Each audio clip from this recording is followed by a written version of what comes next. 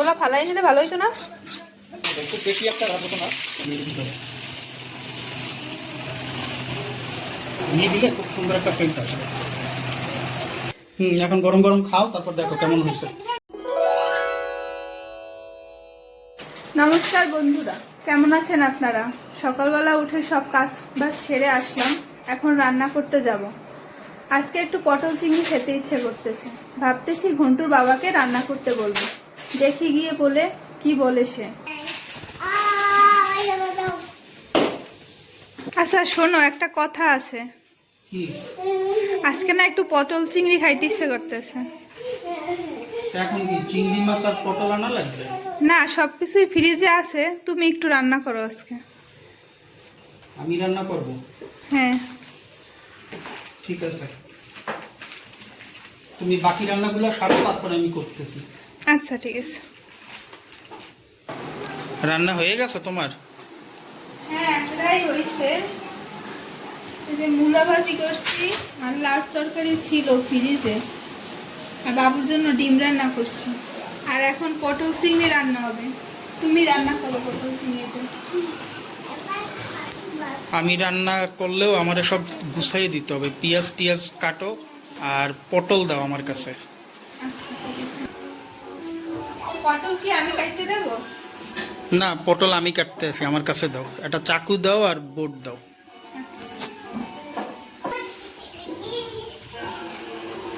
এই বাবু, দুষ্টামি করিস না।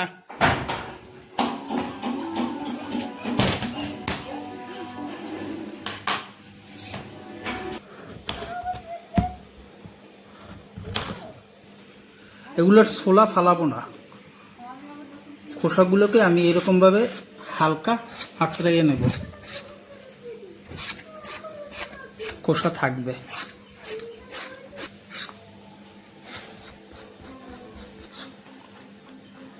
এই যে এইভাবে করে খোসাগুলোকে আঁচড়াইয়ে নিয়ে এখন এরকম 2 টুকরা করে নেব।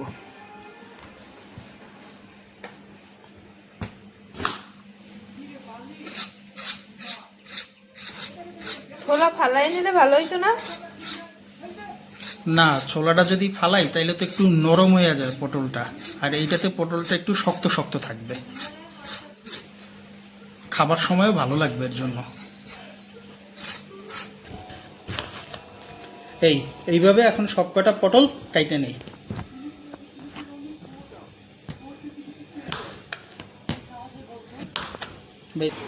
পটল কাটা হয়ে গেছে, তারপরে পটলগুলোকে ভালোভাবে ধুয়ে এখন একটু জলে ভিজিয়ে রাখলাম, একটু পরে ভাজি করব। কি বলো? কেন, কি করবা? স্নান করবা?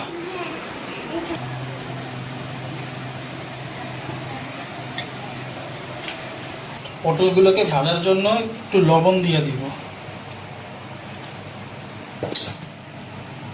একটু সামান্য হলুদ, আর একটু মরিচের গুঁড়া দিব, তাইলে সুন্দর একটা কালার আসবে। এবার এটাকে মাখায় নিয়ে তারপরে ভাজি করব।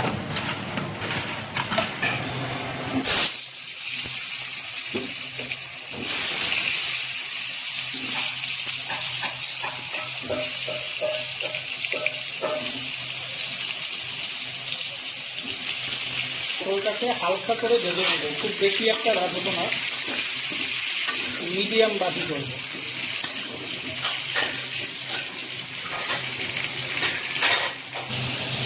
পটল হতে থাক, এখন আমি চিংড়ি মাছটা একটু হলুদ মাখাইয়ে নিলাম। পটল ভাজি হইলে এরপরে চিংড়ি মাছটাও ভাজি করে নেব।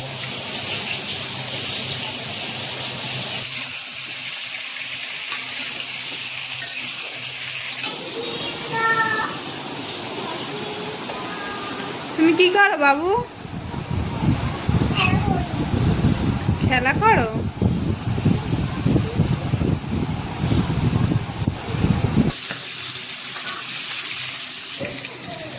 পটলগুলো ভাজা হয়ে গেছে, এখন নামাই নেব। এখন চিংড়ি মাছগুলো ভেজে নেব।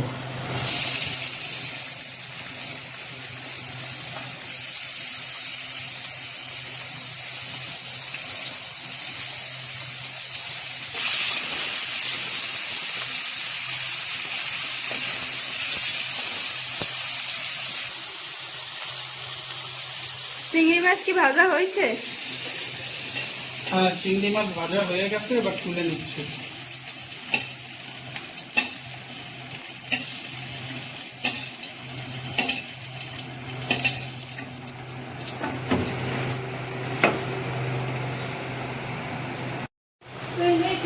মাছ ভাজার তেলের ভিতরেই আমি আরেকটু তেল দিয়ে দিলাম। তেলটা গরম হয়ে গেছে, এবার এর ভিতরে দিব আমি জিরা,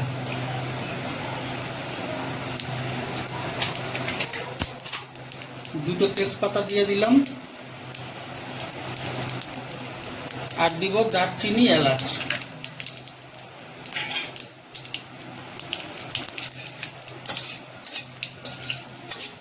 এবার দিব পেঁয়াজ কুচি।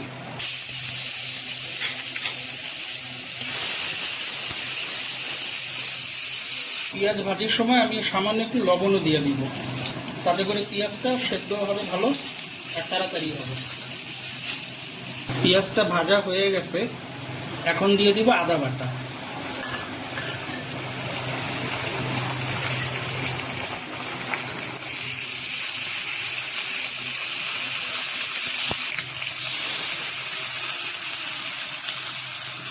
সামান্য একটু জল দিয়ে দিলাম যাতে মশলাগুলো পুড়ে না যায়। আদা বাটাটা একটু ভেজে নিলাম যাতে আদার গন্ধটা চলে যায়। এখন দেব জিরে বাটা।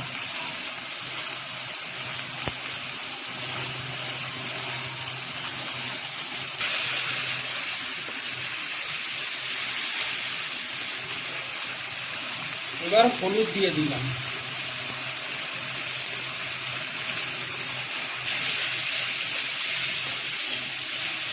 এখন দিব মরিচের গুঁড়ি। মরিচটা একটু বেশি দিব যাতে একটু হালকা ঝাল হয়, কারণ একটু ঝাল হলে ভালো লাগবে খেতে। এবার আরেকটু জল দিয়ে দিলাম।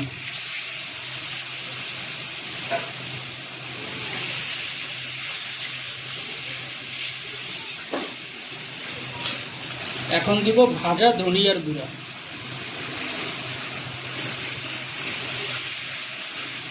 এবার মশলাটাকে বেশ ভালোভাবে কষাইতে হবে। মশলা থেকে যখন তেল বের হয়ে যাবে তখন আমি এর ভিতরে জল দিব।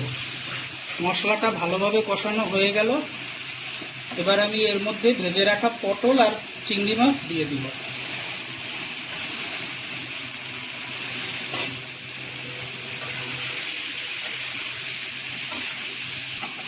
এবার এইভাবে একটু সময় কষানোর পরে আমি জল দিব। এই আমি এখন একটু দুধ দিয়ে দিব এর ভিতরে।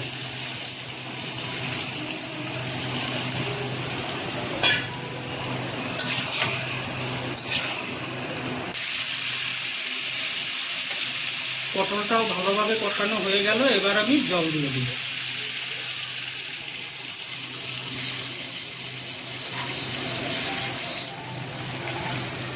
যেহেতু পটল চিংড়ি রান্না করছি তাই খুব বেশি একটা ঝোল হবে না, একটু মাখা মাখা হবে।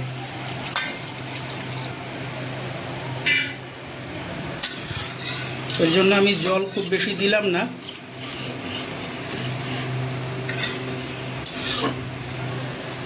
এখন দিয়ে দিব স্বাদমতো লবণ।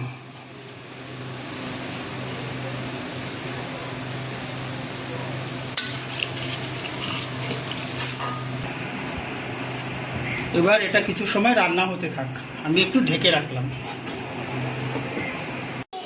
কত দূর হয়েছে রান্না? রান্না হয়ে গেছে। এই যে তরকারির উপরে একদম তেল উঠে গেছে, আর একটু মাখা মাখা করব। এই জন্য এখন ঝোলও আর নাই, আর এইটুকু ঝোল দরকার আছে, কারণ এইটা পরে আরও একটু কইমা যাবে।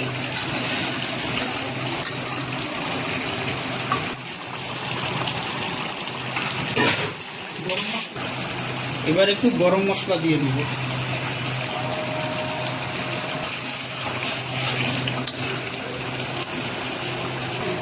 পটল চিংড়িটাও দেখতে খুব সুন্দর হয়েছে।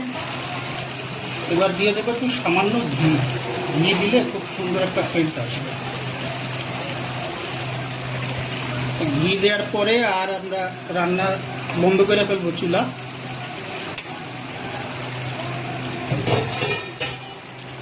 এবং এবং একটু সময় ঢেকে রাখবো, তাহলে ঘির সেন্টটা ভালোভাবে খাবারের ভিতরে ছড়াইয়ে যাবে।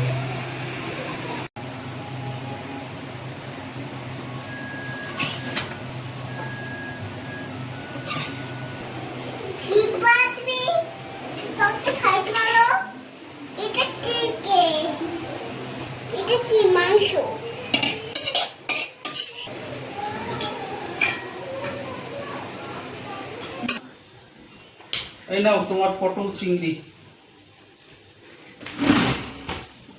খুব ভালো হয়েছে। দেখতে খুব ভালোই হয়েছে, খেতেও মনে হয় খুব ভালোই হবে। এখন গরম গরম খাও, তারপর দেখো কেমন হয়েছে।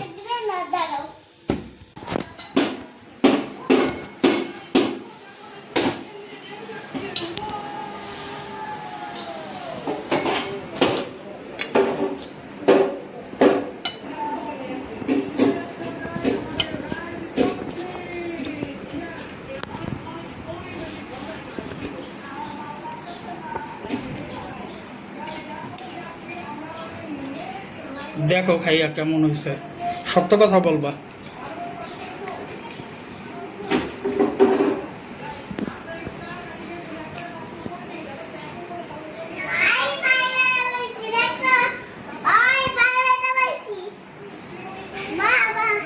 খুবই ভালো হয়েছে পটল চিংড়িটা,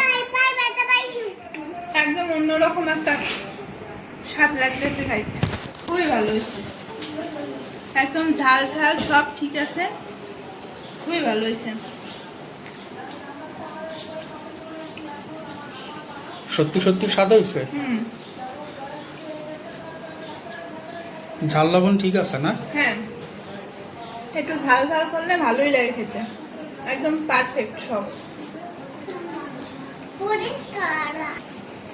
আমার খুব পটল চিংড়িটা খাইতে ইচ্ছা করতেছিল, কিন্তু মনে হলো যে তুমি রান্না করে দাও, এই জন্য তোমাকে বলছিলাম রান্না করার জন্য।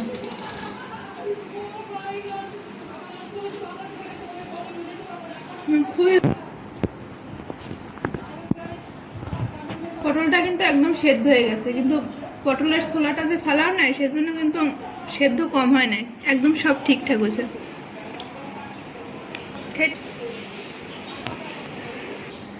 ঘিয়ের ফ্লেভারটা খুব সুন্দরভাবে পটলের সাথে মিশে গেছে, এর জন্য যখনই মুখে দিই খুবই ভালো লাগে খেতে।